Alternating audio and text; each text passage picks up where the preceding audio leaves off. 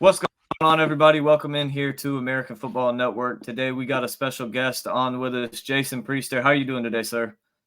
I am doing pretty well, man. How about you? Doing good. Go ahead and let the viewers know how they can find you before we get started. Yeah, I'm the recruiting director over at allclemsontigers.com. I'm over on Twitter at JP underscore Priester. I don't spend a whole lot of time there, but I'm there nonetheless. Most of my stuff will be found on the website. We got a YouTube channel, all that good stuff, man. At all Clemson or at all underscore Clemson. All right, so there you go. You guys go check them out. But let's go ahead and jump in to the video today, talking some Clemson football recruiting.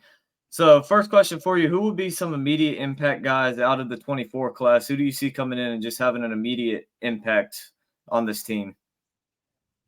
Those wide receivers, man, particularly, TJ Moore. I know Bryant Wesco got a lot of the attention, throughout most of the cycle. He was the 5-star guy. TJ Moore was the 4-star guy. Now, that we're wrapping up that cycle, all the rankings have now been updated. It's TJ Moore that's the 5-star, and Wesco's been dinged a little bit for whatever reasons. But I think both those guys can come in and help you as freshmen. Wesco's a early enrollee. Moore won't be here until the summer. But if you look at what Clemson's done the past 2 seasons, they've had 2 immediate impact receivers. Antonio Williams, in 2022, Tyler Brown in 2023. Neither of those guys were early enrollees, so I don't think that hurts him as much as some people might think. And these are 2 guys that are dynamic. They're explosive. They can stretch the field, take the top off defensives. They are capable of bringing some explosiveness back to an offense that has sorely lacked that aspect in recent seasons. Clemson struggled to push the ball down the field, and these are 2 guys that can absolutely help you do that immediately. For sure, yeah, that offense just really been missing that explosive factor and really just that playmaker ability at wide receiver. So the next one I have for you: who is an incoming freshman that Clemson fans might be sleeping on a little bit, not giving as much attention, that you think will surprise a lot of folks this upcoming year? I'm going to ride with Daren Mayo, defensive end from up there in Maryland. I know he's not an early enrollee, but Clemson doesn't have a lot of depth there at defensive end, especially experienced depth behind TJ Parker. You got guys like Cade Denoff, who's been around a little while. Zaire Patterson's been around a little while. Denoff's played a little bit. Patterson not so much. But other than that, there's really nobody that's played. AJ Hoffler's a guy that was a freshman last year who I think's got a high ceiling. But there's going to be opportunities for Daren Mayo to come in here and earn immediate playing time. They have a very detailed plan in place for him to ensure he's up to speed when he gets here in the summer. Zoom calls, training plan, and all those kinds of things. And he's already physically ready. He's like 6'7", 265 pounds, something like off the top of my head. I think that's what he is. So he doesn't have to worry about that part. He's a guy that took a big jump between his junior year in high school and his senior year in high school. He just wreaked havoc on opposing defenses last year. Came close to setting the school record for sacks. And again, it was an area of need, and I think there's going to be opportunities for him. Gotcha. So you think he could potentially emerge as that second guy across from Parker in this D line potentially? I'm not saying he's going to come in and start, but I think he can come in and be in the rotation. I think the job opposite of Parker is obviously going to be wide open. It's going to be an open competition, but I absolutely believe he can come in here and earn himself a spot in the rotation. Not saying he's going to come in and win the starting job or anything. That's hard to do as a freshman, but I think he's going to be on the field, and I think he's going to be a contributor on that defense. For sure, yeah. So what would you say would be some former Clemson player comps for guys like Sammy Brown and maybe TJ Moore? um, Sammy Brown, he's a little different for me. I'm not a big fan of player comps, but you take the football IQ of a guy like James Skowski and then give him 5-star talent, and that's kind of what I see with Sammy Brown. Skowski wasn't the most talented guy coming out of high school, but his sheer determination, heart, will, football IQ kind of all made up for some of those physical limitations. Sammy Brown doesn't have any of those physical limitations, man. He's got everything, sideline to sideline speed. He's got great vision. His eyes always seem to be in the right spot, and the IQ's off the charts.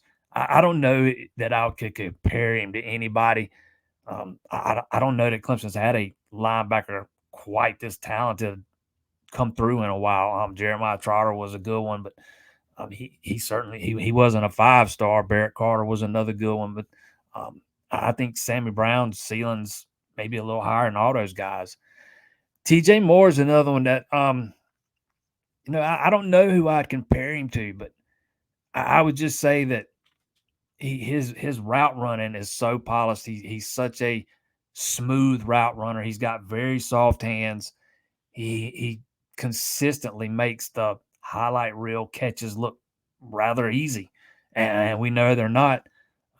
Anybody that watched his clips from the All-American Bowl last week saw what he did there, and it's just a continuation of what he did throughout his senior season. He had over 1,200 yards. He averaged over 25 yards a catch. So I wasn't surprised at all to see what he did up there last week, week 4 last, whatever it was. But I don't know who I would compare him to. I would just say he's a little bit different than anything Clemson's got on the roster right now. He brings some things that offense is sorely lacked, and it's going to make it a little bit, I hate to say easier, but a little bit better in an effort as in terms of trying to push the ball down the field. Yeah, they definitely seem to be both just well polished all the way around in a lot of aspects. So now on to the 2025 class. What were some of your big takeaways from this past weekend with the big junior day that they had? If you look at the guest list, you could tell there was a heavy emphasis placed on the offensive line. Bunch of offensive line and highly touted offensive linemen were in town. You pick up 2 commitments right off of the bat while they were there, and 4 stars, Braden Jacobs, and 4-star Jalen Beckley. I think there has been a major emphasis placed on offensive line in this cycle, coming off of 2024, where you kind of struggled in that regard. You didn't pick up your first commitment till July. You struggled to finish the deal with a bunch of guys. You missed on all 3 in-state guys, although I don't think you probably ever had a very realistic shot at landing 2 of those guys. But still, perception's what matters here, and you missed on all 3. You go 1 for 6 on the guys that came to the big official visit weekend in June. And, sometimes in recruiting, it's all about perception. And Clemson's came out quickly and changed that perception in 2025. You got Easton Ware on board really early, and then these 2 guys over the weekend going to take 1 or 2 more. To me, that's the biggest thing. You placed a great deal of emphasis on offensive line after going out and making a change at offensive line coach and bringing in Matt Luke, and it's already paying off, and it's paying off big. Yeah, for sure. Him and Rumpf have done just a great job coming in and recruiting for the Tigers. What would you say are some potential commitments that Clemson fans should be on the lookout for? Not necessarily guys that are going to commit, but guys that Clemson's definitely up there on their board. Clemson, we talked about offensive line. Clemson still wants to take 1, maybe 2 more. David Sanders is obviously a guy Clemson fans are going to follow.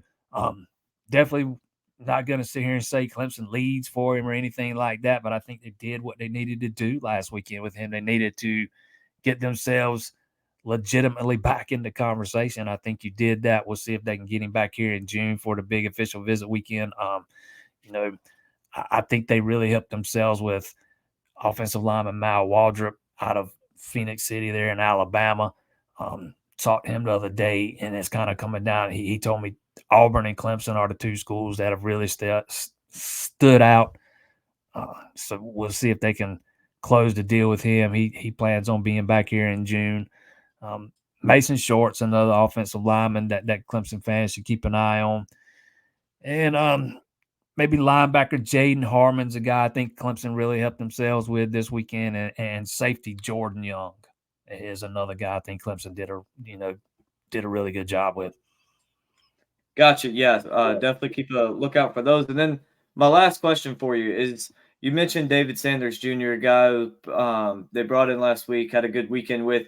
Do you see his recruitment making it till June for him to, come back for another official visit? Do you see it making it that long, or you think he's decided where he's going to go before Clemson gets that second opportunity? I don't know. I can see a scenario in where it plays out in which maybe he, commits in the spring. But if I had to, I'm not a big gambler, but if I was forced to bet money on it, I would think he probably takes it into the summer and then decides after taking some more visits in June. Although I will say this, he's already visited all these schools a bunch of times. He's been to Clemson a bunch of times. He's been to Georgia a bunch of times and all these other schools. So maybe he does decide, at some point, hey, I've seen enough. I don't need to do any more visits. I know what each one's about. But if I tend to lean towards thinking it'll probably at least go into the summer. No way to know for sure at this point. Wouldn't rule either one of them out. Absolutely. Gotcha. Yeah, well, I appreciate you having me, or I appreciate you coming on with me. And then just go ahead and let them know where they can find you one more time before we head out of here. Yes, sir, man. Appreciate you having me on. You can find me over at Twitter at JP_Priester. All my stuff over there on the website, allclemsontigers.com. All right. So you guys check them out. Thank you again for coming on with us, and we'll see you tomorrow.